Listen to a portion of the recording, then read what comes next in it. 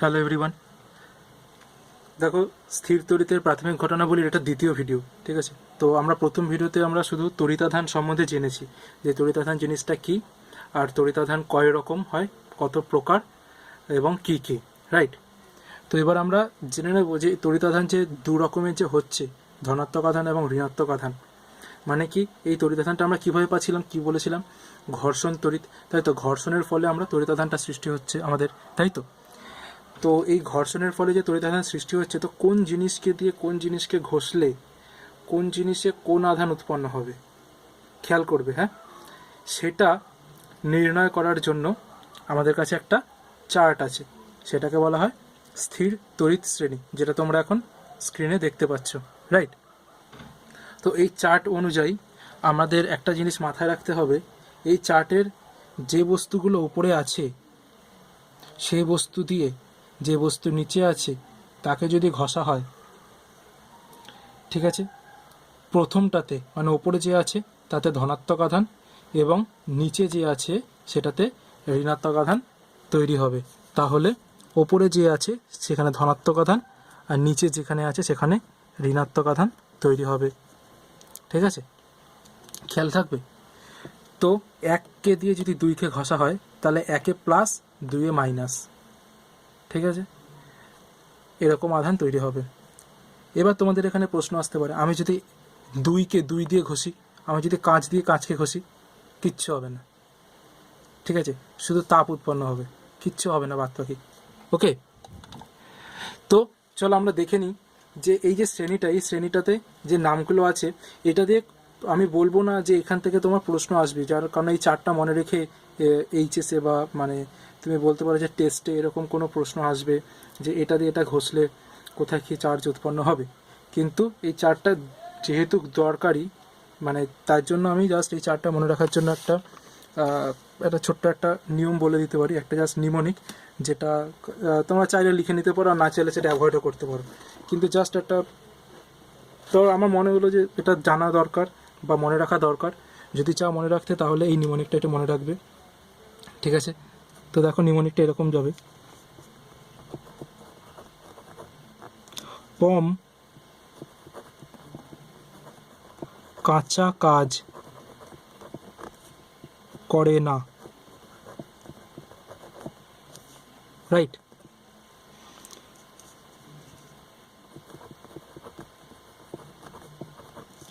Ration card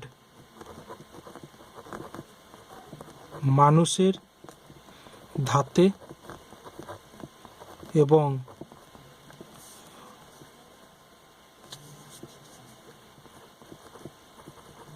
গলা আম বারবার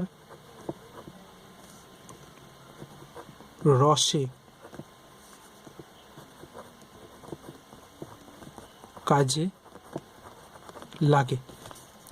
তাহলে প্রথম পার্ট হচ্ছে পম নামের ছেলেটা কাঁচা কাজ করে না।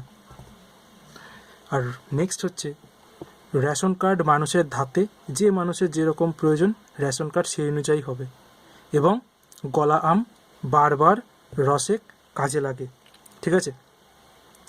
এখানে যেগুলো সাইলেন্ট আছে, যেগুলোর কোনো মিনিং নেই, সেটা হচ্ছে করে না, আর কোনো মিনিং নেই, ঠিক আছে, কাজে লাগের কোনো মিনিং নেই।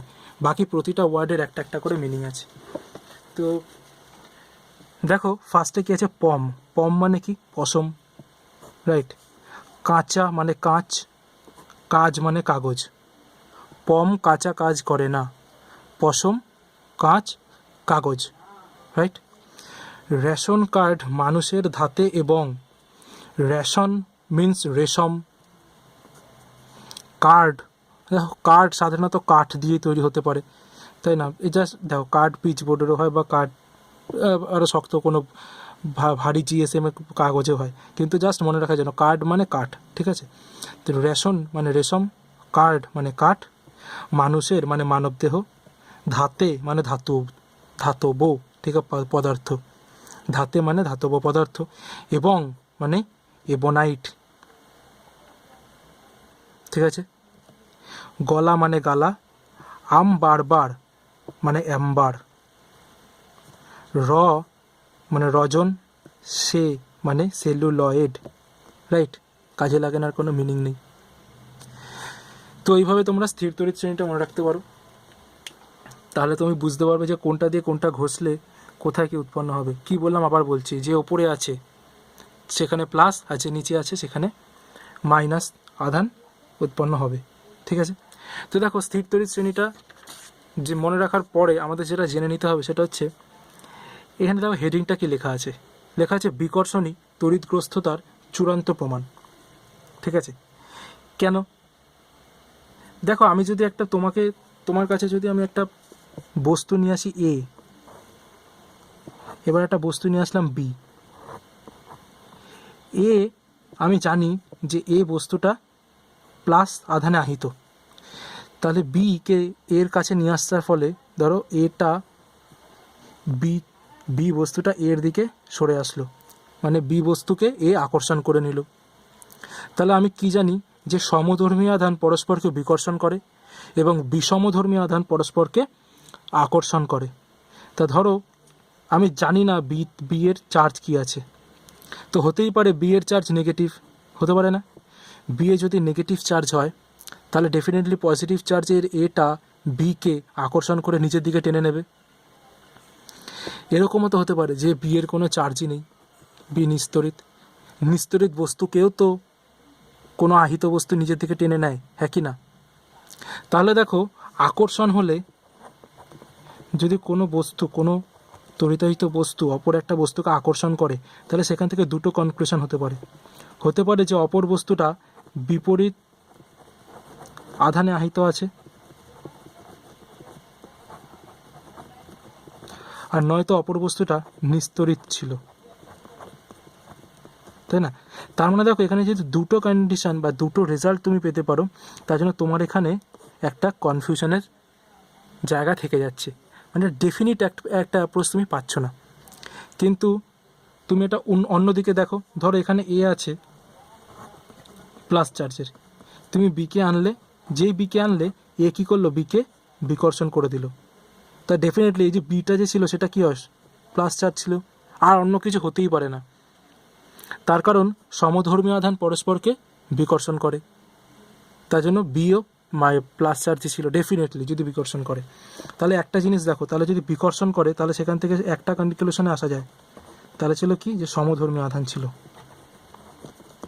তাহলে দেখো যদি কোনো কিছু আকর্ষণ দিয়ে বলো তাহলে সেখানে 50-50 চান্স থাকে, কিন্তু তো কোনো কিছু যদি বিকর্ষণ দিয়ে বলো তাহলে সেখানে 100% চান্স থাকে। তা আমরা 100%টাকেই অ্যাজ এ টেস্টিং হিসেবে ধরে নেব যে বিকর্ষণ করলেই তড়িৎগ্রস্ততার চূড়ান্ত প্রমাণ ধরা যায়। একটা বস্তু তড়িৎগ্রস্ত কি তড়িৎগ্রস্ত না সেটা বুঝতে গেলে একমাত্র বিকর্ষণ পরীক্ষা দিয়ে বোঝা যাবে, রাইট? আচ্ছা দেখো এরপরে আমরা ঘর্ষণের তড়িৎ যে আমরা জেনেছি, ঘর্ষণের ফলে যে তড়িৎ উৎপন্ন হয়, সেখানে একটা পয়েন্ট আমি আগের ভিডিওতে বলতে ভুলে গেছি, সেটা হচ্ছে ঘর্ষণে কিন্তু কোনো নতুন তড়িৎ আধানের সৃষ্টি হয় না। মানে তুমি বলতে পারবে না যে একটা বস্তু নিস্তরিত ছিল, সেখানে আমি নতুন করে আধান সঞ্চয় করলাম, মানে ওখানে আমি আধান তৈরি করলাম, যেটা আমি বলেছিলাম জেনারেট বা প্রডিউস, এই দুটো শব্দ ব্যবহার করা যাবে না। কোনো আধান তুমি তৈরি করতে পারবে না একটা বস্তুর মধ্যে, ঠিক আছে? তো সেই তড়িতের, ঘর্ষণের তড়িতের একটা ইলেকট্রনীয় তত্ত্ব যদি আমি দিতে পারি, ঠিক আছে, ইলেকট্রনীয় তত্ত্বটা কীরকম হবে? তো দেখো আমরা কি জানি, পরমাণুর গঠনের বেসিক একদম ফান্ডামেন্টাল, যে নিউক্লিয়াস থাকছে, নিউক্লিয়াসে প্লাস আধান থাকে, সেখানে নিউট্রন এবং প্রোটন থাকে, এবং তাকে ঘিরে আমাদের কি থাকছে না, ইলেকট্রন মহল থাকছে, রাইট? এই ইলেকট্রন মহলে ধরো নেগেটিভ চার্জের ইলেকট্রন রয়েছে, ওকে? এবার দেখো এক একটা পরমাণুর ক্ষেত্রে কক্ষ সংখ্যা এক এক রকম হয়। কোনো কোনো পরমাণুর কক্ষ সংখ্যা বেশি হয়, কে এল এম এন, ধরো 4টে কক্ষ আছে, কোনো কোনো পরমাণুর মাত্র 2টো কক্ষ থাকে, তাই তো? তাহলে দেখো যে কক্ষটা, ধরো কে কক্ষ তো নিউক্লিয়াসের খুব কাছে থাকে, এল কক্ষ অনেক দূরে থাকে, ধরো এটা হচ্ছে এন কক্ষ সবার দূরে আছে। এবার কে কক্ষে 2টো ইলেকট্রন থাকে, তাই তো? তাহলে বলো তো এই যে নিউক্লিয়াসের প্লাস আধানের কাছে যে ইলেকট্রন দুটো রয়েছে তাদের প্রতি প্লাস আধানের আকর্ষণ বেশি হবে, নাকি একদম বহিস্থ কক্ষের যে ইলেকট্রনটা রয়েছে তার প্রতি আকর্ষণ বলটা বেশি হবে? ডেফিনেটলি যেটা কাছে আছে তার প্রতি আকর্ষণ বল বেশি হবে। যত দূরে যাবে আকর্ষণ বল তত হ্রাস পাবে, রাইট? তাহলে আকর্ষণ বল যত হ্রাস পাবে তার মানে কি, এই যে ইলেকট্রনটা সর্ববহিস্থ কক্ষে আছে, যত বাইরের কক্ষের ইলেকট্রন থাকবে, যখন ধরো এই যে মৌলটার ক্ষেত্রে, এই পরমাণুটার ক্ষেত্রে এম কক্ষ এন কক্ষের কোনো ইলেকট্রন নেই, তার মানে এর বাইরের কক্ষ এল, আর এর হচ্ছে বাইরের কক্ষ এন। তাহলে বলো তো এল কক্ষ সবচেয়ে বেশি দূরে অবস্থিত নাকি এন কক্ষ সবচেয়ে বেশি দূরে অবস্থিত? এন কক্ষ সবচেয়ে বেশি দূরে অবস্থিত। তাহলে এখানে যে ইলেকট্রনটা থাকবে তার প্রতি নিউক্লিয়াসের আকর্ষণ বলটা কম থাকবে, রাইট? তার মানে এখানে যে ইলেকট্রনটা থাকবে সেটা খুবই হালকাভাবে আবদ্ধ থাকবে। তো ঘর্ষণের ফলে আমরা কি করি, এই যে সর্ববহিস্থ কক্ষে যে ইলেকট্রনটা, যেটা প্রতি নিউক্লিয়াসের আকর্ষণ বল ততটা নেই, কাজ করছে না, তাকে আমরা বের করে নিয়ে আসি। এবার ধরো এই বের করে নিয়ে আসলে এই পরমাণুটাতে ইলেকট্রন সংখ্যা কি হলো, কমে গেল, একটা ইলেকট্রন কমে গেল। কমে গেলে কি হচ্ছে, একটা ইলেকট্রন কমে গেলে, ধরো এটা ছিল এ, তাহলে এটা কি হয়ে যাবে এ প্লাস। এবার এই যে ইলেকট্রনটা বেরিয়ে গেল, এই ইলেকট্রনটা বেরিয়ে বিতে ধরো চলে গেল, বিতে চলে গেল, মানে যে বস্তুটা দিয়ে আমি ঘষলাম সেই বস্তুটাতে চলে গেল, তাহলে সেটা হয়ে গেল নেগেটিভ, কারণ সেই বস্তুটাতে তো ইলেকট্রন একটা এক্সট্রা যোগ হলো, তাহলে একটা ইলেকট্রন আসলো মানে ওখানে ইলেকট্রন বেড়ে গেল, তাই জন্য বি মাইনাস। তো এইভাবে কি হচ্ছে, কোনো একটা বস্তুর মধ্যে আধান সঞ্চয় হয়, এইভাবে একটা বস্তু তড়িতাহিত হয়ে পড়ে। তো ঘর্ষণের তড়িতের এটাই হচ্ছে ইলেকট্রনীয় ব্যাখ্যা ছিল, ঠিক আছে? তো এটা তো বুঝতে পারলে তো যে ইলেকট্রনের যা হচ্ছে সেটা হচ্ছে ইলেকট্রনই যাতায়াত করছে, মানে প্লাস হলেও ইলেকট্রন যাচ্ছে আর না মাইনাস হলে ইলেকট্রন আসছে। কিন্তু এমন না যে প্লাস হলে প্রোটন যুক্ত হচ্ছে, কেন না? প্রোটন কেন না বলতে পারবে? দেখো প্রোটন নিউক্লিয়াসে থাকে, নিউক্লিয়াস থেকে বেরিয়ে আসাটা সম্ভব না, ঠিক আছে? ঘর্ষণ, আমি শুধু একটা পরমাণুকে ঘষবো তার ফলে সে নিউক্লিয়াস থেকে বাইরে বেরিয়ে আসবে, এটা সম্ভব হয় না, কখনোই সম্ভব না, ঠিক আছে? তার জন্য কি হচ্ছে যে আমরা এটা দেখে নিচ্ছি যে ঘর্ষণের ফলে শুধুমাত্র বাইরের ইলেকট্রনটা বেরিয়ে আসছে, আর সেটাই শুধু দায়ী এই তড়িতাধান সৃষ্টির জন্য, ঠিক আছে? তো এখান থেকে দেখো তোমরা দুটো জিনিস বলতে পারো যে ইলেকট্রনের তো ভর আছে না, মাস অফ ইলেকট্রন কত, 9.1 × 10⁻31 কেজি, রাইট? অথবা 9.1 × 10⁻27 গ্রাম, রাইট? তো এই যে ভ্যারিয়েশনটা, ঠিক আছে, এই যে মাস অফ ইলেকট্রনটা, এটা যদি একটা ইলেকট্রনও বেরোয় তাহলে তো এই যে ক্ষুদ্রতম একটা মাস সেটাও তো কমছে, তাই না? তাহলে এখান থেকে এই দুটো জিনিস আমাদের নোট 1 নোট 2 এই দুটো জিনিস খাতায় একটু লিখে নেবে। নোট 1 কি বলছে, ধনাত্মক আধানে আহিত একটি বস্তুর ভর বস্তুটি তড়িৎ নিরপেক্ষ থাকা অবস্থায় ভর অপেক্ষা কম হয়। ধরো একটা বস্তু তড়িৎ নিরপেক্ষ রয়েছে আর সেটা এখন প্লাস হয়ে গেল, প্লাস মানে কি, একটা ইলেকট্রন বেরিয়ে গেল, ইলেকট্রন বেরিয়ে যেমন একটা কণা কমে গেল, একটা কণা কমে গেল মানে কি, ভর কমে গেল। সেটাই বলছে যে প্লাস চার্জ আহিত আধানটা ও যখন নিউট্রাল ছিল, সে নিউট্রাল অবস্থায় যে ভরটা ছিল সেটার তুলনায় হ্রাস পাবে ভরটা, ঠিক আছে? তো এই ভর হ্রাসের পরিমাণ কত? ভর হ্রাসের পরিমাণ এভাবে বের করবে যে বস্তু কর্তৃক হারানো ইলেকট্রনের সংখ্যা, কটা ইলেকট্রনও ত্যাগ করেছে সেই সংখ্যাটা গুণ একটা ইলেকট্রনের ভর।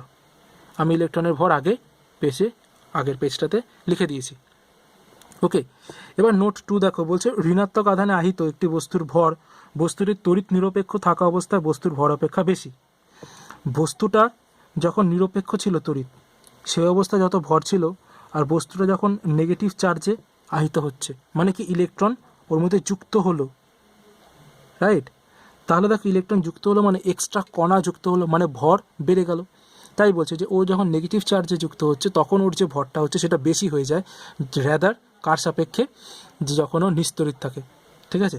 তাহলে ওই ভর বৃদ্ধির পরিমাণ কত এটাও বের করতে হবে সে আগেরটার মতোই, যে বস্তু কর্তৃক লাভ করা ইলেকট্রন সংখ্যা, কটা ইলেকট্রনও লাভ করছে, কটা ইলেকট্রনও পেল, গুণ ইলেকট্রনের প্রতিটা একটা ইলেকট্রনের ভর, ঠিক আছে? তো এটা হচ্ছে তোমার ছিল কি, যেটা তড়িৎ আধানের ইলেকট্রনীয় তত্ত্বের দুটো নোট, খুবই গুরুত্বপূর্ণ দুটো নোট। ঠিক আছে, এরপরে আমরা এর পরের ভিডিওতে আমরা দেখে নেব যে আধানের কোয়ান্টায়ন বা রাদার দ্যান আরও তড়িতের নিত্যতা সূত্রগুলো। ঠিক আছে।